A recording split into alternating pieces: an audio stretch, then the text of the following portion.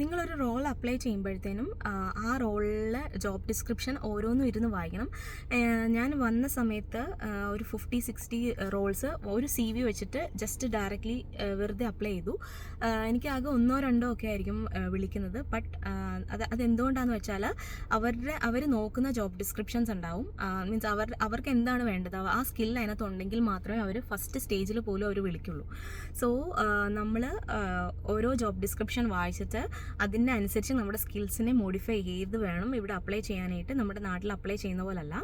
അതുപോലെ തന്നെ cover letter അവർക്ക് ഇമ്പോർട്ടൻ്റ് ആണ്. പിന്നെ ചിലതിനകത്ത് അവർ പറയും എങ്ങനെയാണ് നിങ്ങളുടെ സ്കിൽസ് അലൈൻ ചെയ്യുന്നു എന്ന് എക്സ്പ്ലെയിൻ ചെയ്യാമെന്ന്.